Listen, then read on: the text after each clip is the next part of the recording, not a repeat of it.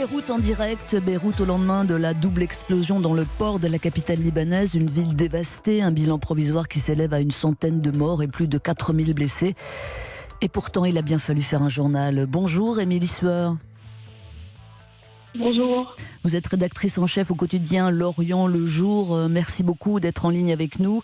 Il est 10h22 en ce moment à Beyrouth. Où êtes-vous exactement et dans quel quartier ? Alors là, moi, je suis de retour au bureau. On est dans la banlieue de Beyrouth, à une quinzaine de kilomètres du port, à Port-Ozo. Est-ce que les locaux de votre journal ont souffert ? Ils n'ont pas souffert, mais hier, au moment de l'explosion, ça a bien tremblé. On a pensé d'abord que c'était un séisme, en fait. Un séisme, ça a été ça votre première réaction. Où vous trouviez-vous, Émilie Sueur, quand a eu lieu cette première, puis cette seconde explosion terrible? Les images sont incroyables. J'étais au journal, donc effectivement, tout l'immeuble.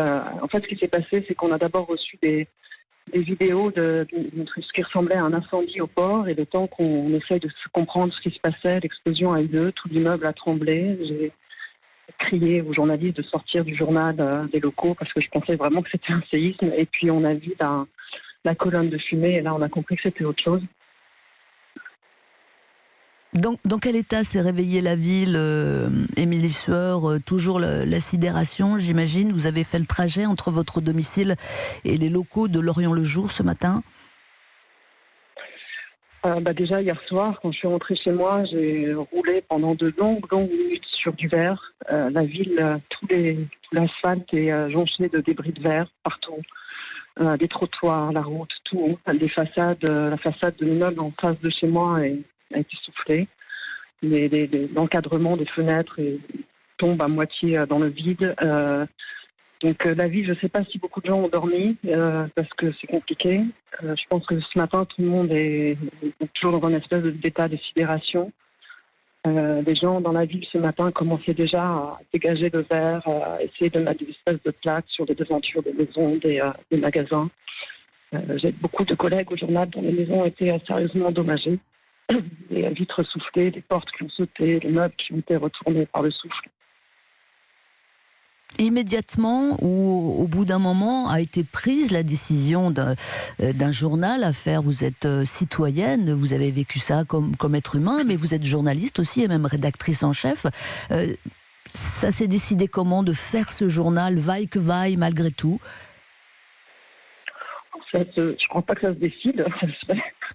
C'est-à-dire qu'on n'a pas le choix, en fait. Il faut le faire, ce journal. Donc on a des journalistes qui étaient à Beyrouth, qui nous envoyaient des informations. On a d'autres journalistes, là où c'était un peu compliqué, c'est comme vous le dites, c'est-à-dire que ça nous touche directement. Donc un certain nombre de journalistes, apprenant que leur maison était dévastée, ont eu un petit moment de flottement, ce qui est normal, c'est compliqué. Et puis tout le monde s'est remobilisé, et tout le monde a compris, sans qu'on le dise, qu'il était très important de faire ce journal. Comment avez-vous procédé ? Comme d'habitude, si on peut dire? Alors, pas vraiment, parce que Internet a sauté, le site a sauté, tout a sauté. Donc, on s'est débattu avec nos techniciens informatiques qui, eux aussi, ont vu leurs locaux dévastés, donc avec leurs ordinateurs qui avaient sauté, qui ont travaillé d'arrache-pied pour essayer de reconnecter tout ça. Et voilà, donc on a travaillé avec... les journalistes ne pouvaient pas remonter au journal, donc ils nous ont envoyé des informations par téléphone, on a construit des articles avec ça, on a fait comme on a pu. Et effectivement, peut-être que ça tient du miracle, L'Orient le Jour est en vente aujourd'hui, alors je ne sais pas si beaucoup de gens vont l'acheter, effectivement, mais quelle est la une? Alors la une, on a un mot, c'est l'apocalypse. On a deux énormes photos, une photo de la zone du port dévastée et une photo de victimes évacuées dans une panique totale.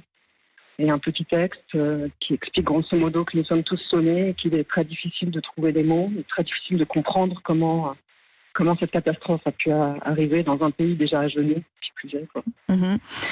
Parce que au moment où on se parle, donc 9h26 à Paris, 10h26 à Beyrouth, il n'y a toujours pas d'explication.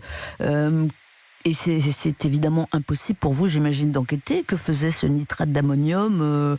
C'est 2700 tonnes stockées dans cet entrepôt. Comment faire pour enquêter? Là, on essaye, on appelle des contacts au port. Le directeur des douanes vient d'annoncer qu'effectivement un entrepôt de feux d'artifice était situé juste à côté de l'entrepôt du nitrate d'ammonium. Très malin, a priori. Les premières informations qui filtrent, c'est qu'il y aurait eu des travaux de maintenance au niveau de l'entrepôt et que, bon, peut-être lors de ces travaux, une flamme est sortie lors d'une opération de soudage ou quelque chose comme ça, qui avait littéralement le feu aux poudres. Mais bon, tout ça, pour l'instant, on en est encore aux supputations, c'est-à-dire que là, il y a encore un balai d'hélicoptères sur la zone. Donc, il y a encore des victimes sous les décombres, probablement. Donc, c'est très difficile d'avoir une compréhension claire. C'est une journée de deuil, je le précise, qui a débuté à Beyrouth. Qu'allez-vous faire aujourd'hui, le journal de demain?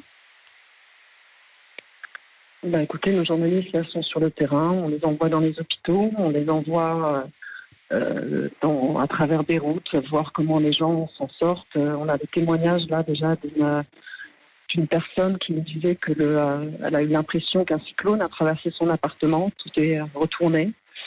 Et les gens sont perdus parce que les dégâts sont tellement massifs que, grosso modo, ils ne savent pas par où commencer, en fait.